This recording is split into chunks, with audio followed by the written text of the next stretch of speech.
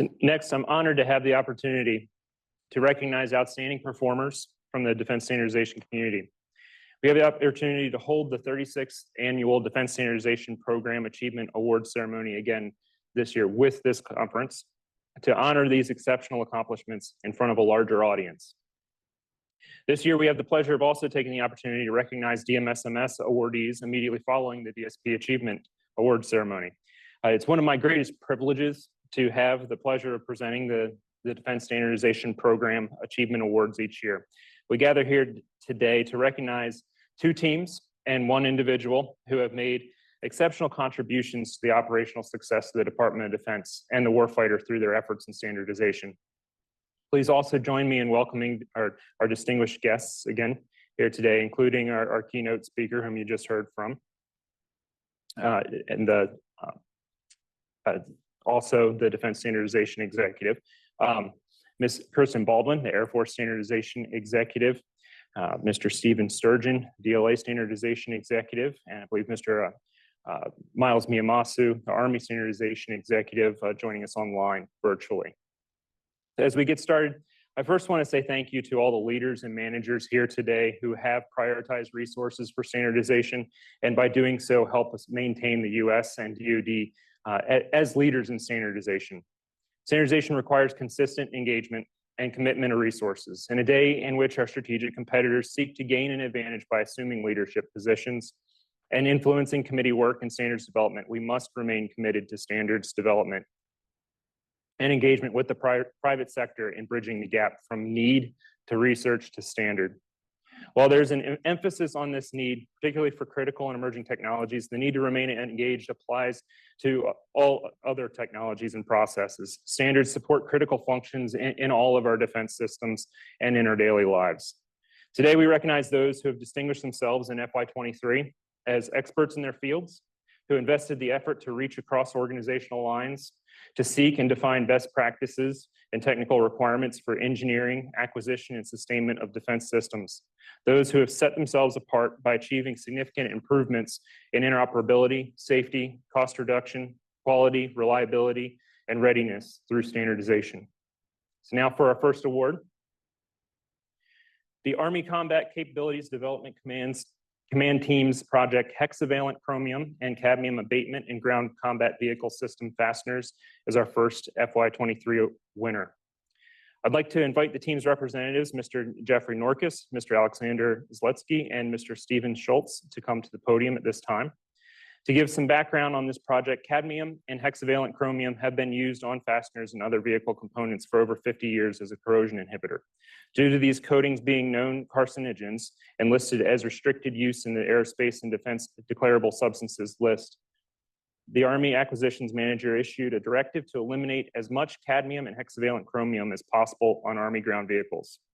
Use of these compounds unnecessarily exposes military maintainers to airborne carcinogens and is toxic to the environment.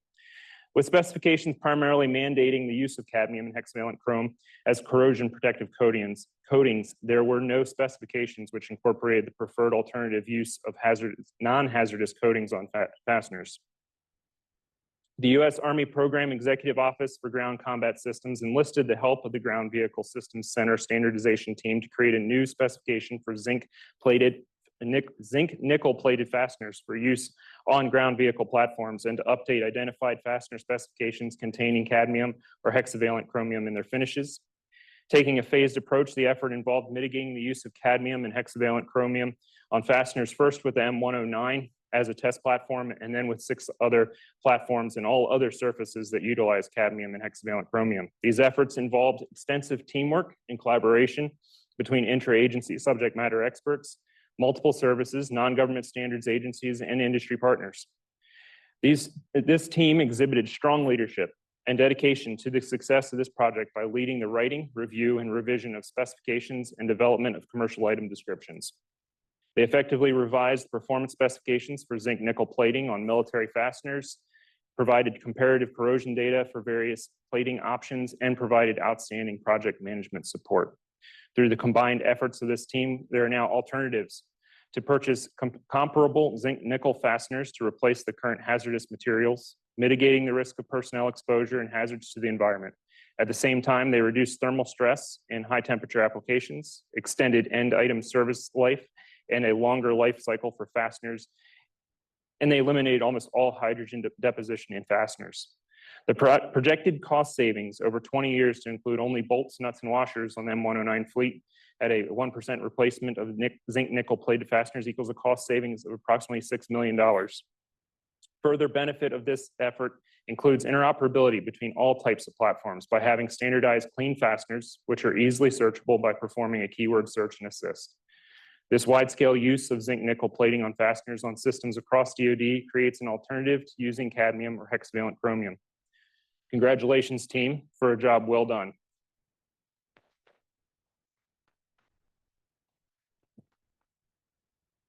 Let's move over here. Yeah, a little crowded. Congratulations. Congratulations. Thank you. Yes. Yeah, should have. Thank you. We'll do that again.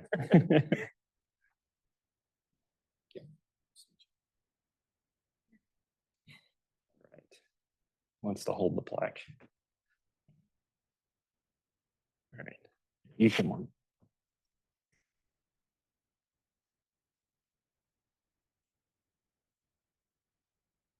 All right. Thank you.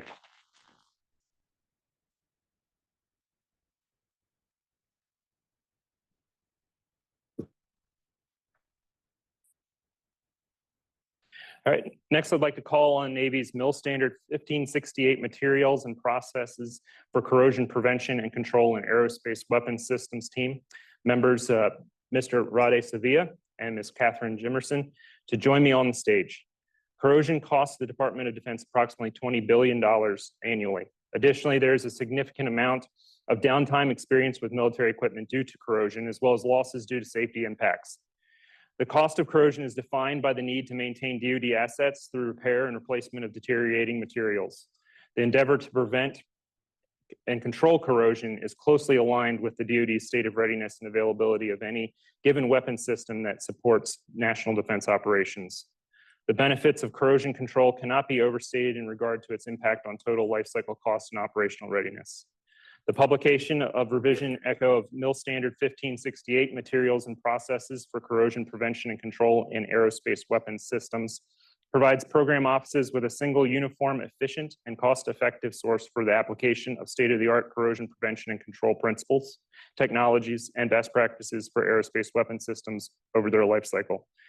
It includes information on corrosion prevention and control planning and various technical areas that affect corrosion both in design and development as well as sustainment. By mitigating corrosion, the downtime due to corrosion repair and control is reduced, thereby increasing mission readiness and decreasing costs. System reliability, maintainability, and interoperability are significantly improved by the use of this standard. This team coordinated the revision throughout the DoD and industry, adjudicating all 22 essential comments and additional suggested comments. As a result, the published standard will be implemented in contracts and referenced within other military documents and joint service specification guides. Again, congratulations on this outstanding effort, Navy team. Thank you.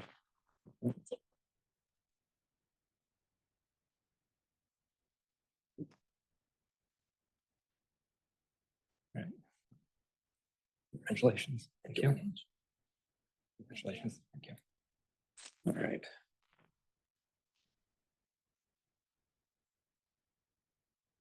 Thank you.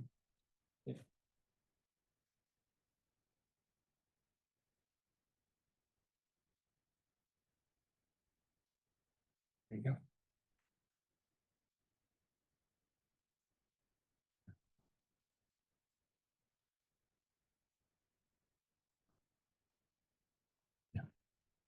All right, next I'd like to call Mr. Rodney Chambers of DLA to the podium. Design requirements for modern electronics and satellite warfare systems are growing rapidly and advancing with complex package technologies.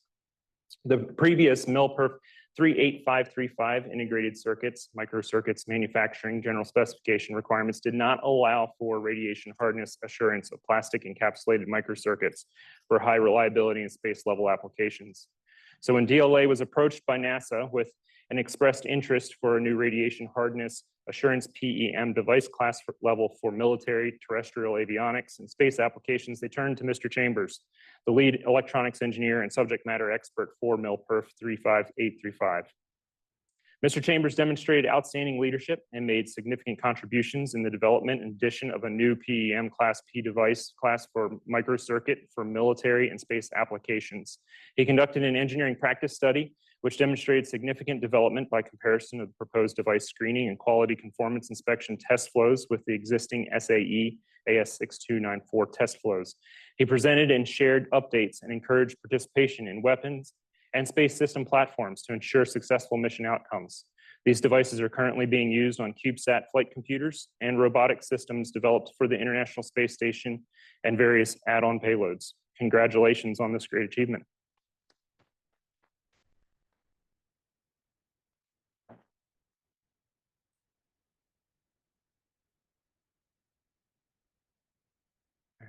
Congratulations.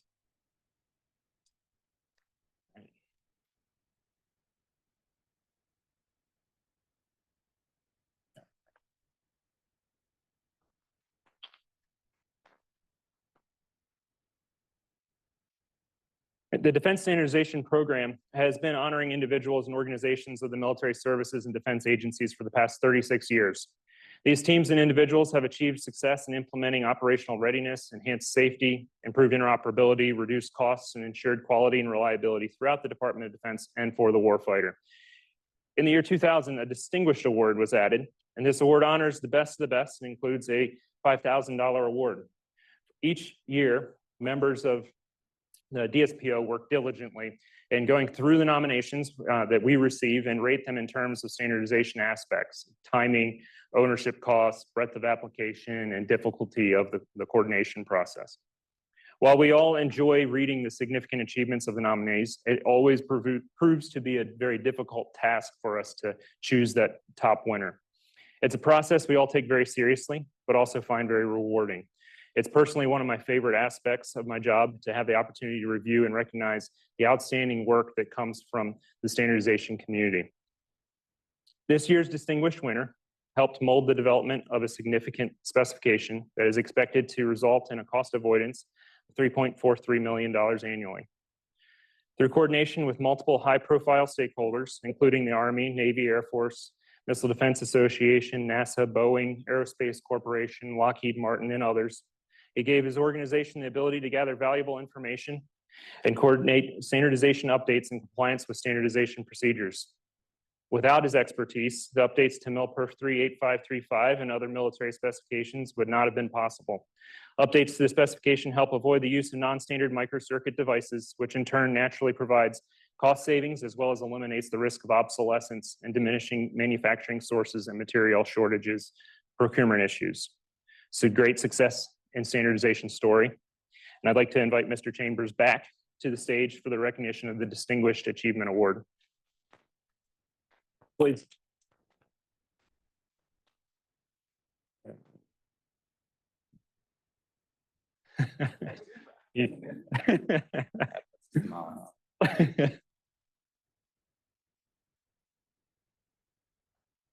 Nice.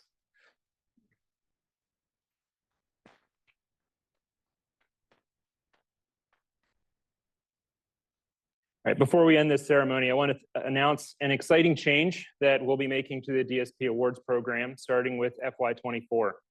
We received quite a few nominations this year, one of which has inspired us to take on a new aspect to our program.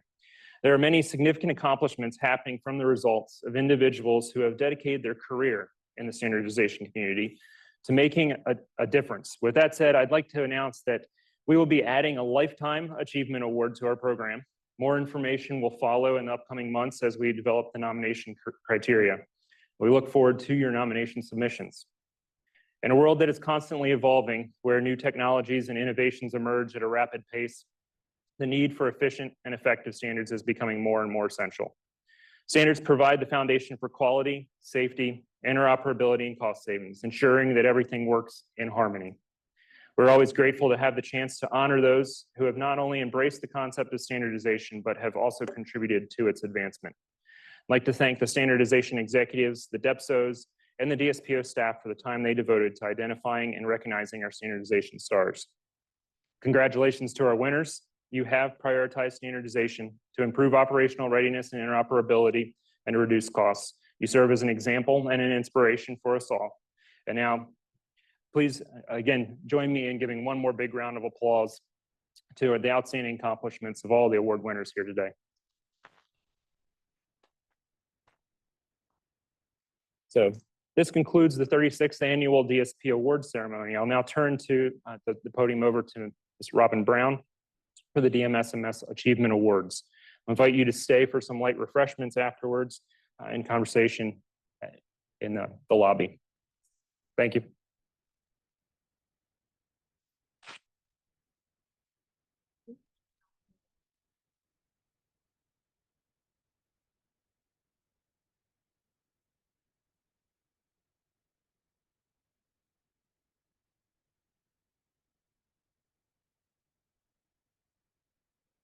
All right, good morning, ladies and gentlemen. It's now time to present the 2023 DMSMS Achievement Awards.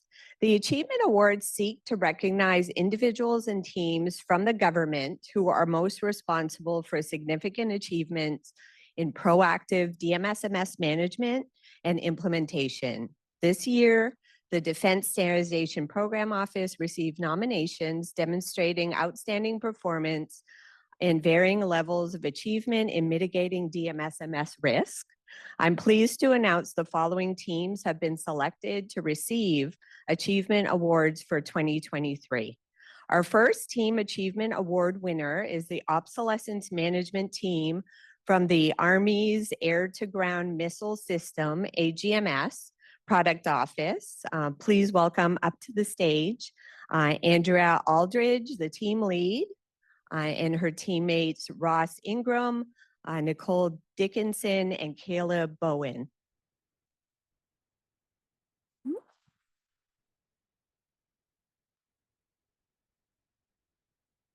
So the AGMS product office manages two tactile missiles, the Hellfire and the Joint Air-to-Ground Missile JAGM. The Hellfire is the most used missile in the worldwide combat operations, and the JAGM is the emerging replacement for increased options to air crews. The consistent performance of these missiles and the affordable quantity of the AGMS product office delivers annually is attributable to the proactivity and the vigor of the obsolescence management team in managing DMSMS. To manage these advanced tactile missile systems, their obsolescence working group, their OWG, meets weekly and proactively engages with Lockheed Martin to assess current obsolescence issues and establishes budgets and schedules for resolution of these issues. Their proactive approach led to the development of a predicted list and resolution path forward with supporting cost data for planning, programming, and budgeting purposes. Also, the OWG's persistence has resulted in avoiding production gaps and schedule slips. The team's expertise in component replacement has led to finding replacements that eliminated or minimize any non-recurring engineering costs to the program. In addition, the team's subject matter experts have been able to reduce costs on several qualification efforts by performing engineering analysis instead of requiring actual testing. When I spoke to Andrea, she told me that open communication with Lockheed Martin and flow down to their stabs, regularly scheduled meetings, oversight by their Aviation and Missile Center AVMIC team, and their standardized processes and documentation helps the OWG understand what each member's roles and responsibilities are. This ensures clear expectations, timely notifications, and time to make more cost-effective decisions. Monthly meetings with leadership and leadership support are also key to their success. This allows the OWG to put the right language on contract, budget for their obsolescence team, tools, and resolutions. These team members are great people who love a challenge and a sense of accomplishment when they avoid production line shutdowns and avoid spending millions of dollars. This extraordinary teamwork has led to a cost avoidance of $35 million. In addition to having the team here, it's an honor to have their leadership. Lieutenant Colonel Stephen Cusack, the AGMS product manager here in attendance as well. He's going to come up now and say a few words. While he does that, let's give this amazing team a round of applause as they accept this award.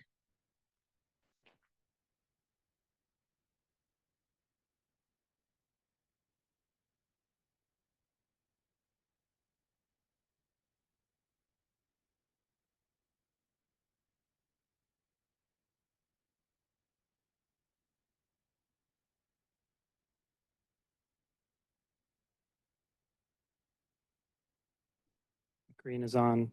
Okay. Thank you, Ms. Brown, for the kind words. Thank you, Mr. Heaphy and the Defense Standardization Office. What this great team does, we've got a lot of different people that come together throughout the week, and they are just completely focused on obsolescence management for Hellfire laser guided, originally fielded in 1982. It's an over 40-year-old missile. And like Ms. Brown said, it's the most combat shot missile in the world, and nothing else comes close. So this team has an incredible job. And while we're so proud of their cost savings, what we're really proud of is the uninterrupted manufacturing that occurs because of the work that they do. And we send warfighters with great equipment that they can be confident in as they carry out the orders of the president. So we're really excited for this team. This is really incredible recognition for them, and I'm excited. Congratulations, Andrea. Thank you for your leadership.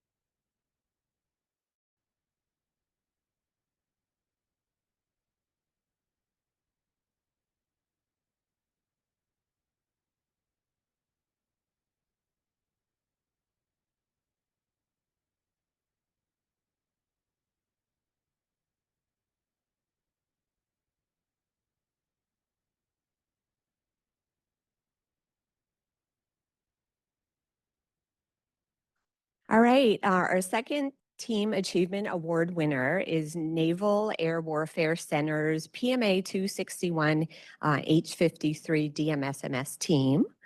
So please welcome to the stage Sheila Flores, the team lead, Kate Roshto, Ashley King, and Danielle Simons.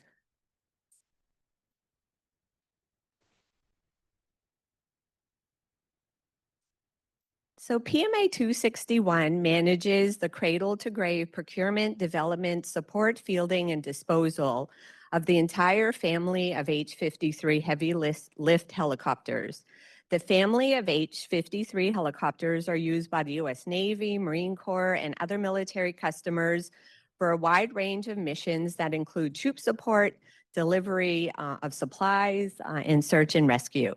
To manage these critical assets and its components, the DMSMS team proactively monitors issues and conducts risk-based analysis to determine which items to monitor. The DMSMS team was responsible for loading 85 bills of materials into their IHS tool to support proactive DMSMS management and loaded 3,000 closed cases into the new NAVAIR obsolescence management team case management tool.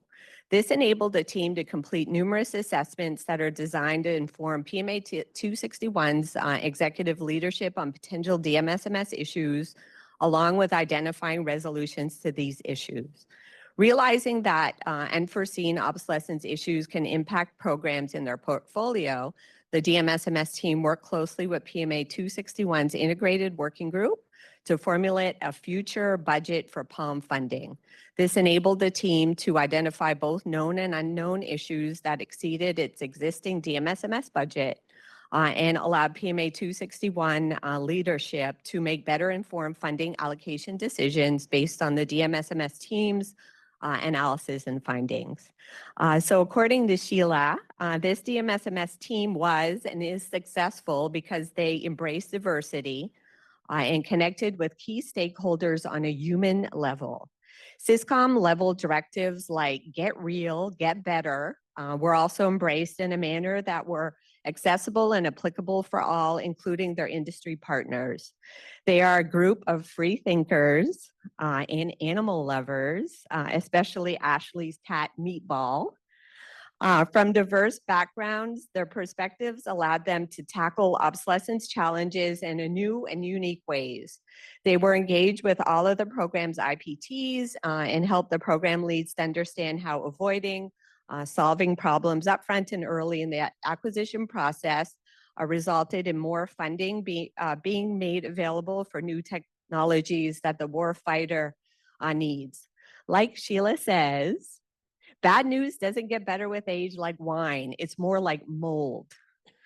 This humanistic approach and joint meetings with the prime vendors, DMSMS and engineering teams led to improved relationships with both the prime and their sub-vendors, which allowed for a more honest dialogue between joint teams. This resulted in the PMA being made aware of challenges sooner and therefore addressing solutions earlier, providing the fleet with the best possible result in over 16 million in cost avoidance for 2023 alone.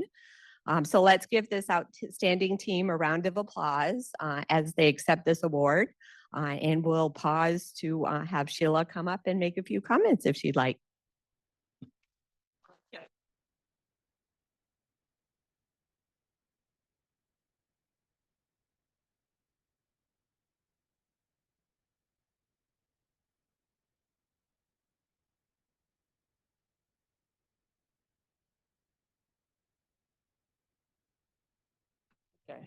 Okay, so Robin's insisting that I talk.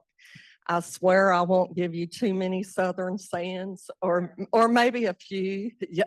So like Robin was saying, a lot of times we had to deliver bad news to the PMA about obsolescence. In fact, one of our leads, Kate's a witness, told me, said, Sheila, why don't you sit down and shut up now?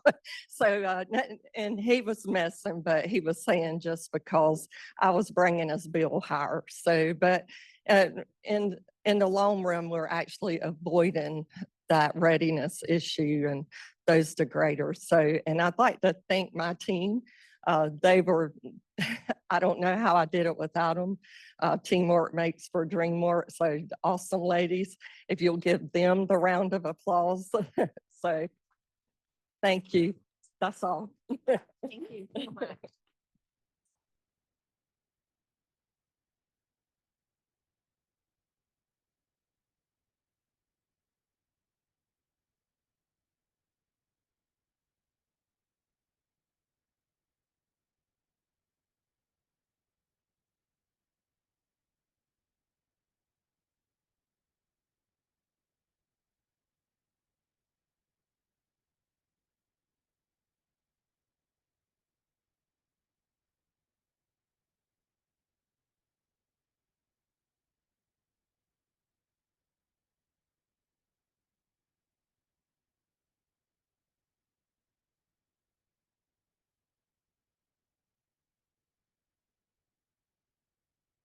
All right, so ladies and gentlemen, this concludes the portion of the this portion of the award ceremony.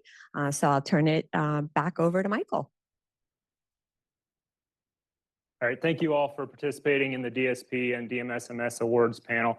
We're ahead of schedule, so I'll check with those running the virtual side to make sure we have our panelists for the next panel available online. But yes, we'll go for a break, but we may come back earlier. So I'll make an announcement here if we go earlier, if we need to come back prior to 10:25, and for those online, we'll let you know what time we're going to start up. You can remind everyone to use the Q&A functions. I haven't gotten any questions, so I don't know if people don't have questions. Okay, so for those online in particular, please use the Q&A functions to send in your questions. So we haven't gotten any of those yet, but let us know if there's any issues, and please send your questions. Thank you. All right. Thanks, everyone. Refreshments out in the lobby.